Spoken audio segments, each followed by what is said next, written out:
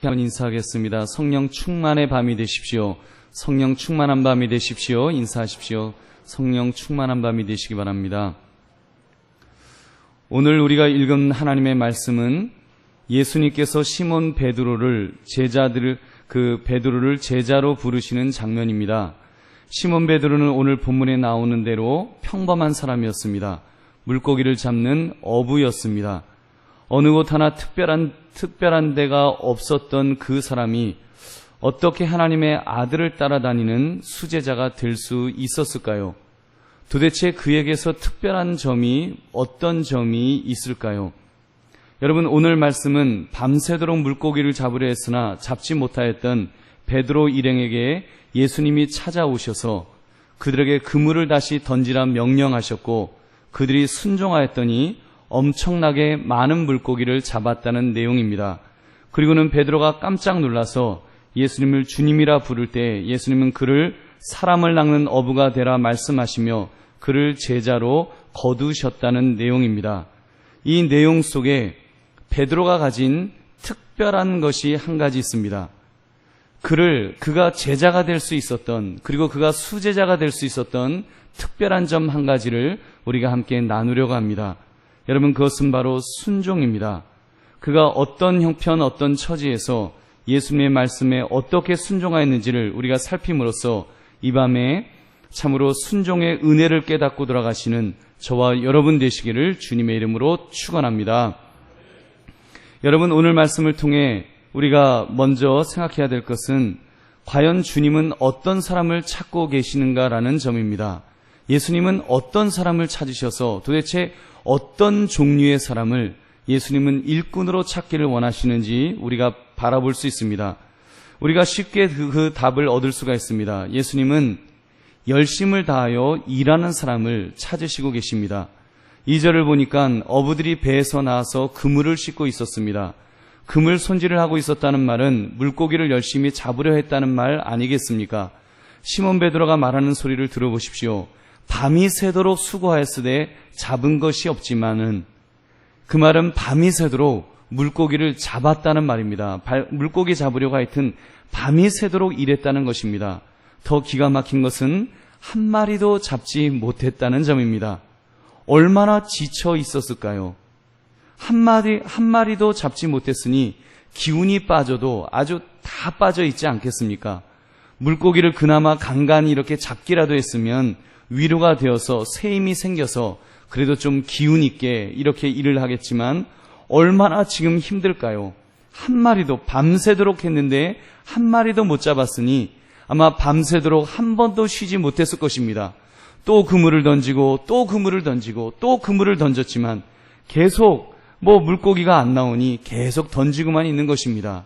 그래서 지쳐서 그리고도 또 이제 그 그물을 깁느라고 그물을 이제 씻고 있는, 그물을 이제 다듬고 있는, 정리하고 있는 그 모습을 보시기 바랍니다.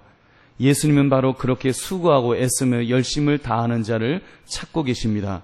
그리고 그런 자에게 예수님은 더 많은 일을 명령하십니다. 보십시오. 우리 3절의 말씀 우리 한번 같이 읽겠습니다. 시작. 예수께서 한 배에 오르시니 그 배는 시몬의 배라. 육지에서 조금 떼기를 청하시고 앉으사 배에서 무리를 가르치시더니, 아멘. 시몬 베드로의 배에 오르시더니 그 배를 육지에서 조금 떨어져 서 있으라 하셨습니다. 그리고는 말씀하기 시작합니다. 그러면 베드로는 뭐 하고 있었겠어요? 옆에서 또 배 붙잡고 있는 겁니다. 배가 떠내려가지 않도록 이렇게 배가 그 자리에 서 있을 수 있도록 계속 노를 가지고 이제 조정을 하고 있었겠죠. 1시간이든 2시간이든 3시간이든 아무튼 예수님이 가르치시는 것입니다. 언제까지요? 예수님이 그만하겠다고 하실 때까지 예수님은 계속하여 가르치시고 시몬 베드로는 그 배를 붙잡고 있었습니다. 그리고는 그 말씀을 마치신 후에 예수님께서 다시 명령을 내리셨습니다.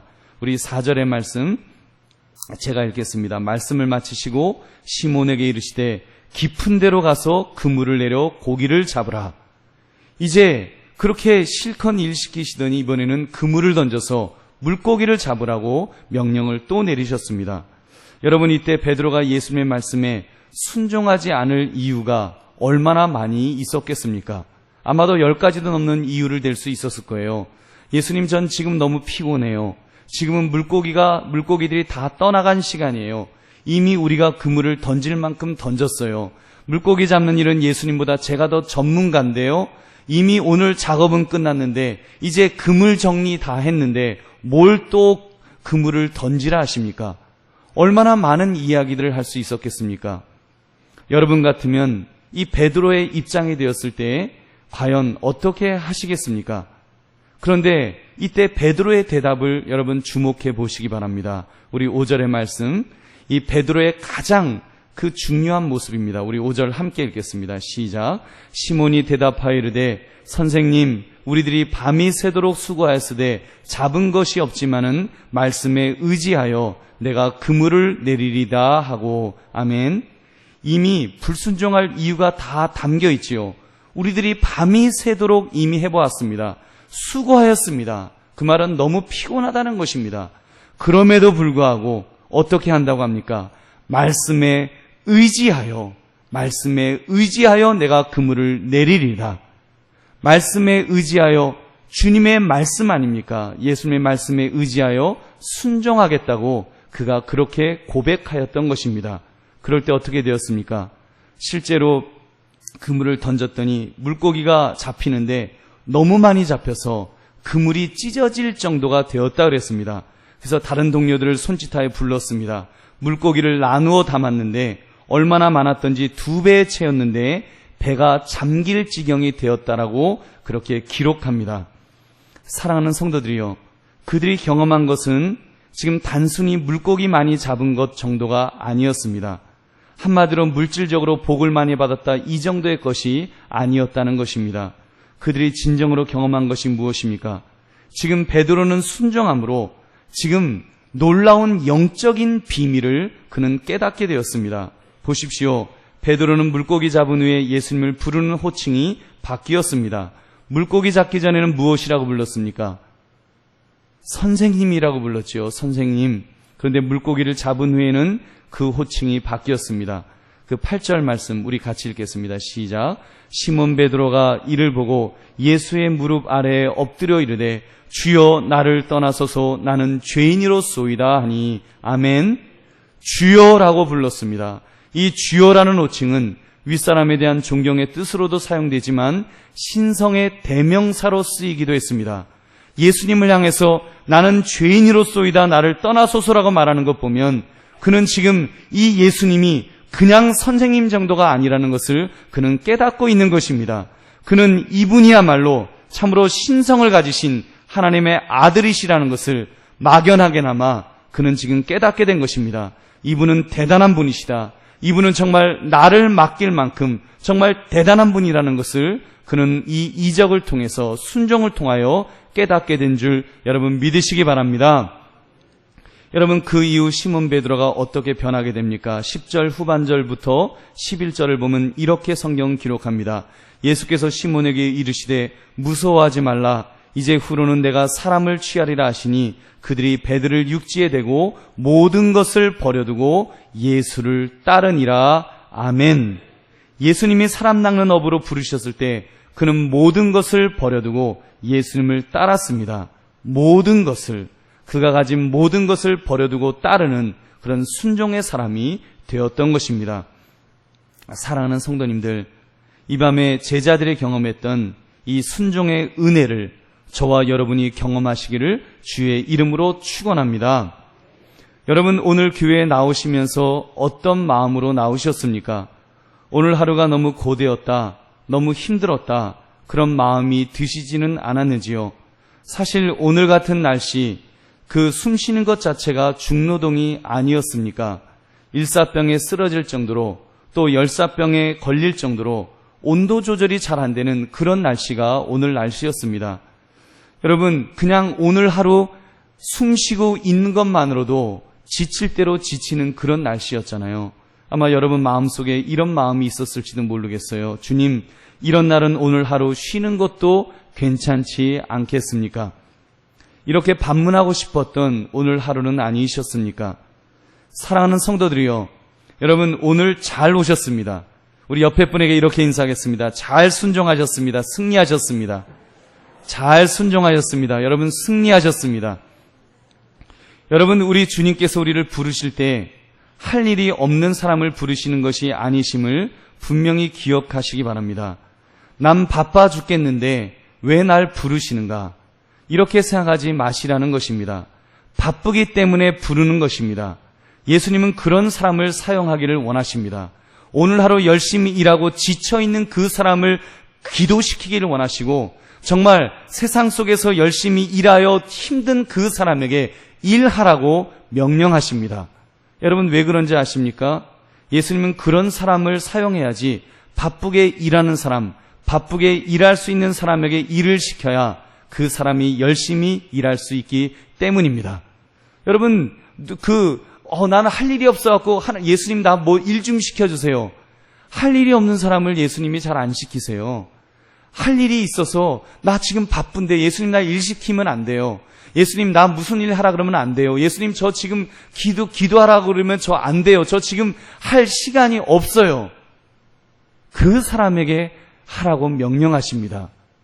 왜요? 그래야지 그 사람이 그 바쁜 중에 순종하면서 해야지 열심히 기도하고 열심히 일하기 때문인 줄로 믿습니다. 그래서 예수님은 지금 제자도 그런 제자를 부르는 것입니다. 그렇다면 여러분, 이런 질문이 생길 것입니다. 그럼 예수님은 좀 짓궂을 정도로 이렇게 힘들고 어려울 때 나에게 명령하시는데, 그럼 내가 어디까지 순종해야 하는가? 과연 내가 어디까지 순종할 수가 있을까? 여러분, 답을 말씀드리겠습니다. 따라하시기 바랍니다. 끝까지 순종해야 합니다. 모두 다 순종해야 됩니다. 여러분, 그렇습니다. 우리 토시 달지 말고 순종하시기를 주의 이름으로 축원합니다. 우리 하나님께서 우리에게 명령하실 때 망하라고 명령하는 경우는 절대로 없기 때문입니다. 우리는 그럽니다. 하나님이 우리에게 무엇을 시키면, 아마 오늘 같은 날 금요기도에 나와서 기도하라고 하시면, 아마 어떤 사람은 그런 분도 있었을지도 몰라요. 오늘 같은 날까지 금요기도에 나와서 기도해야 되냐? 난 망했다. 난 망한다. 나 죽는다. 나 오늘 같은 날 기도하면 난 뻗어요. 그래서 못 나오신 분도 혹시 계실지 모르겠습니다. 여러분, 그렇지 않습니다.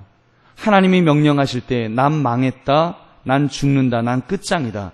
여러분, 절대로 그런 일은 일어나지 않습니다. 고린도전서 10장 13절은 이렇게 말씀합니다. 시험에 대해서 이렇게 말씀하세요. 사람이 감당할 시험 밖에는 너희가 당한 것이 없나니 오직 하나님은 미쁘사 너희가 감당하지 못할 시험 당함을 허락하지 아니하시고 시험 당할 즈음에 또한 피할 길을 내사 너희로 능히 감당하게 하시느니라. 아멘. 여러분, 시험을 당할 때에도 우리 하나님께서는 우리의 형편과 처지를 다 점검하신다는 것입니다. 그래서 감당할 시험만큼만 주신다는 것입니다. 그리고 시험 당할 때에는 피할 길을 주시는 그런 신실하신 하나님이신 줄 믿으시기 바랍니다. 그렇다면 하나님이 우리에게 일을 맡기실 때 난 망했다, 난 끝장이다, 나는 죽는다. 여러분, 그렇게 되도록 우리에게 일을 맡기시겠냐는 말입니다. 여러분, 절대로 그렇지 않습니다. 시몬 베드로를 보십시오. 감당할 수 없었는가요? 감당할 수 있었습니다. 다만 감당할 수 없을 정도로 그렇게 없는 것처럼 보일 수는 있을 것입니다. 밤새도록 물고기를 잡은 그 베드로에게 배를 띄우라고 명령하셨습니다. 밤새도록 물고기 잡다가 배까지 띄웠는데 그물을 던지라고 명령하셨습니다. 그물까지 던졌습니다. 그럴 때 여러분, 그물이 찢어지게 하셨는가요? 어떻게 되었습니까? 순종하였더니 다 되었잖아요. 안 되는 일에도 끝까지 인내하며 순종할 수 있고, 잘 되는 일에도 그물이 찢어지지 않도록, 배가 가라앉지 않도록 주님께서 함께 하셨습니다. 여러분, 그렇다면 우리의 자세는 한 가지밖에 없습니다. 우리의 순종은 하기 힘들 때까지 순종해야 될 줄 믿으시기 바랍니다. 순종 못할 것 같은 상황에서 순종해야 합니다. 순종 못할 것 같은 상황에서 순종하면 하나님은 그것을 더 귀하게 여기실 줄 믿으시기 바랍니다. 그때 하나님은 귀하게 여기시는 거예요. 순종하지 못할 상황에서 순종할 때 주님은 그것을 참으로 귀하게 여기시는 것입니다. 베드로를 부르실 때 이 모습 다시 한번 보세요. 저는 그런 생각을 합니다. 예수님이 물고기를 잡게 하셨는데 그냥 그날 일당 정도로 한 4-5마리 잡게 하셨어도 되지 않았을까요? 근데 그물이 찢어지도록 배가 가라앉을 정도로 물고기를 잡게 왜 그렇게 해주셨을까요? 저는 그런 생각을 해봐요. 혹시 시몬 베드로의 순종의 강도 때문이 아니겠습니까? 여러분, 시몬 베드로가 지금 그물을 던질 이 형편이 그냥 예수님 명령하니까 한번 휙 하고 던져보자, 믿져야 본전이다, 이 정도였겠냐는 것입니다. 죽을 지경에서 지금 던지고 있는 것 아니에요? 정말 순종하지 못할 그 지경에서 바닥까지 떨어진, 바닥을 친 상태에서 인내심이 지금 바닥을 쳤습니다. 체력적으로도요, 아주 고갈된 상태였습니다. 경험적으로도 평생 나는 어부로 살았던 베드로에게 지금 자존심까지 건드리면서, 예수님, 나는 어부로 살았는데 목수의 아들인 예수님이 나보고 이런 걸 명령하십니까? 그런 부분까지 다 건드리시면서 하나님은 지금 순종하도록 하고 계십니다. 그리고 베드로는 그 마지막 벼랑 끝에서 그가 순종하였기에 여러분, 그 순종이 귀한 것 아니겠습니까? 그래서 그 순종을 보시고 예수님도, 그래, 네가 기왕 기적을 경험할 것 같으면 아예 이 정도로 경험해라. 그래서 물고기는 다 모으게 하셔서 한 번 그물을 던졌는데, 여러분, 그물이 찢어질 정도로, 두 배가 가라앉을 정도로, 그러나 여러분, 그물이 찢어지지 않았습니다. 배도 가라앉지 않았습니다. 오로지 순종의 놀라운 은혜를 경험하게 하신 줄 여러분 믿으시기 바랍니다. 말씀을 맺습니다. 오늘같이 더운 밤, 이 지치는 밤에 기도하러 나오신 여러분들 얼마나 귀한 분들인지요. 여러분들은 정말 귀한 분들인 줄 믿으시기 바랍니다. 오늘같이 더운 날, 또 내일 어르신 공경잔치가 있는데 음식 준비하느라고 또 이렇게 애쓰시는 분들을 볼 때 얼마나 그 귀한 분들의 모습이던지요. 정말 귀합니다. 새벽에 새벽 기도회를 마치고 어르신이 집에 가시는데요, 그 허리를 갖다 이렇게 구부리시면서 몸을 이렇게 막 하시면서 그러면서 걸으시더라고요. 제가 볼 때는 체력의 한계를 느끼시는 것 같은데, 정말 인내의 한계를 느끼시는 것 같은데, 그런 때 순종하며 주님의 전에 나오고, 그런 때 순종하며 주 앞에 나와서 기도하고, 이 더운 날씨에 순종하며 금요일에 나오신 여러분들, 또 봉사하시는 여러분들 정말 귀한 분들인 줄 다시 한번 믿으시기 바랍니다. 여러분, 그것이야말로 그 시점에서 내가 할 수 없다고 하는 바로 그 시점에까지 거기에서 순종할 수 있는 것이 참 순종입니다. 그리고 그렇게 순종하는 사람을 주님은 마음껏 사용하십니다. 그러므로 이 밤에 여러분 힘들지만 순종하는 마음으로 애써 기도하시고 또 은혜를 사모하시는 여러분 위에 정말 그런 은혜가 임하시기를 주의 이름으로 축원합니다. 여러분의 삶 속에서 순종하십시오.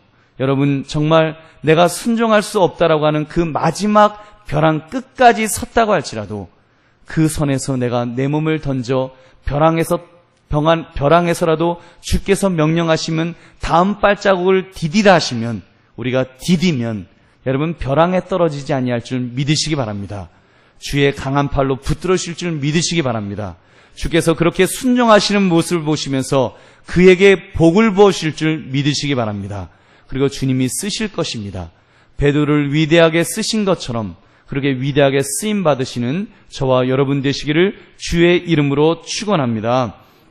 여러분, 오늘 말씀 생각하시면서 우리 함께 찬양 부르기를 원합니다.